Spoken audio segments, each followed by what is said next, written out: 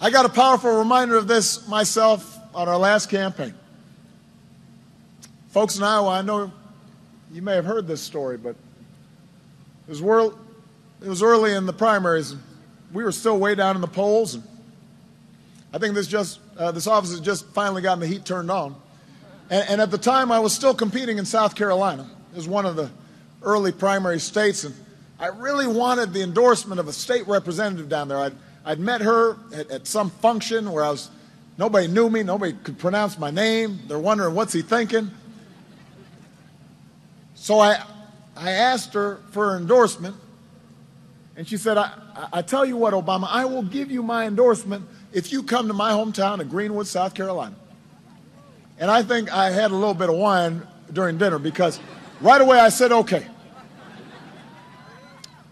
So it's about a month later, and I'm traveling back to South Carolina, and we flew in late at night. I think we were coming from Iowa. We'd been campaigning nonstop, traveling all through towns and having town hall meetings and shaking hands. And in between, I'm making phone calls, asking people for support. And so we land in Greenville, South Carolina at around midnight. We get to the hotel about 1 o'clock in the morning. I am wiped out. I am exhausted.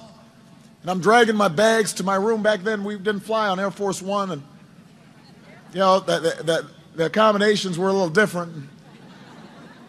And just as I'm about to walk into the room, one of my staff taps me on the shoulder and they say, excuse me, Senator. I was a senator back then. We're going to have to wake up and be on the road at 6:30 in the morning. And I said, what? Why? Well, you made this promise to go to Greenwood, and it's several hours away. And I try to keep my promises. So a few hours later, I wake up and I'm feeling terrible. I think a cold's coming on. And I open up the curtains to try to get some light to wake me up, but it's pouring down rain, terrible storm. And I take a shower and get some coffee, and I open up the newspaper, and there's a bad story about me in the New York Times. I was much more sensitive at that time to bad stories. I've become more accustomed to these now. And finally I get dressed, I go downstairs, and I'm walking out to the car, and my umbrella blows open, and I'm soaked. So by the time I'm in the car, I'm wet, and I'm mad, and I'm still kind of sleepy. And it turns out that Greenwood is several hours away from every place else. So we drive, and we drive, and we drive, and we drive, and finally we get to Greenwood, although you don't know you're in Greenwood right away because there are not a lot of tall buildings around. And we pull up to a small field house, and I walk in, and I'm looking around. I don't hear a lot going on. And the state representative said she was going to organize a little meeting for us, and we walk in, and there are about 20 people there. And they're all kind of wet, too, and they don't look very excited to see me. But, I'm running for president, so I do what I'm supposed to do. And I'm shaking hands, and I say, how do you do? Nice to meet you. And I'm making my way around the room, and suddenly I hear this voice cry out behind me. Fired up! And I'm startled, and I don't know what's going on. But everybody in the room, this is a small room, they act like this is normal. And when the voice says fired up, they all say ready to go. And so once again, I hear the voice, fired up. And they say, fired up. They say, ready to go, ready to go. And so I look around, I turn behind me, there's this small woman. She's about 60 years old. Looks like she just came from church. She got a big church hat.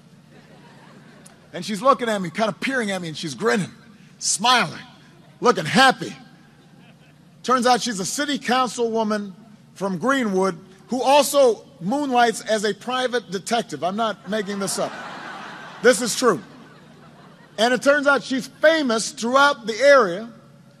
When she goes to football games and when she goes to rallies and she goes to community events, she does this chant of hers. She does it wherever she goes. So for the next few minutes, she just keeps on saying, fired up. And everybody says, fired up. And she says, ready to go. And everybody says, ready to go. And I'm thinking, this woman is showing me up. this is my meeting. I'm running for president. And she's dominating the room. And I look at my staff, and they just shrug their shoulders. They don't know what to do. So this goes on for a few minutes. Now, here's the thing, Iowa. After a few minutes, I'm feeling kind of fired up. I'm feeling like I'm ready to go. So I start joining in the chant. My staff starts joining in the chant. Suddenly, I feel pretty good. And we go on to talk about the lives of the people in the room and their families and their struggles and their hopes for their kids and their grandkids. And we drive out, and it's still raining, but it doesn't seem so bad. And we go to our next stop, and for the rest of the day, even after we left Greenwood, even though we still weren't getting any big crowds anyplace, even though people still couldn't pronounce my name, I felt good. And I'd see my staff, and I'd say, "Are you fired up?" They'd say, "We're fired up." They'd say, "Are you ready to go?" And they'd say, "We're ready to go." And we brought that to Iowa. And during our rallies, this became a chant. And we'd have signs saying, "Fired up, ready to go." And the woman, her name was Edith Child, she became a celebrity. And she was written up in the Wall Street Journal. And folks did news stories on her. And this became one of the anthems of our campaign back in 2008. Now, here's the end of the story, though. We knew we were coming back to Des Moines for the last campaign rally I'll ever do for me. And so, we were getting kind of sentimental, and we called up Edith Child. And we said, "Why don't you come on up? No, listen to this. We said, "Why don't you come on up? We'll fly you up from South Carolina, and you can do this chant one more time, just for old good time's sake." It's like getting the band back together again. And you know what Edith said? She said, I'd love to see you, but I think we can still win North Carolina, so I'm taking a crew into North Carolina to knock on doors on Election Day. I don't have time just to be talking about it. I've got to knock on some doors. I've got to turn out the vote. I'm still fired up, but I got work to do.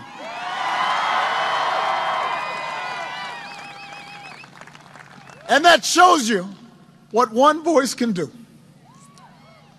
One voice can change a room. And if it can change a room, it can change a city. And if it can change a city, it can change a state. And if it can change a state, it can change a nation. And if it can change a nation, it can change the world. In Iowa in 2008, your voice changed the world. And Edith Child asked me to ask you that if you're willing to still stand with me tomorrow, if you're willing to get your friends and your neighbors and your coworkers to the polls tomorrow, if you're willing to make sure we finish what we started, she's pretty sure we'll win Iowa. She's pretty sure we'll win this election. And she just had one question for you, and that is, are you fired up?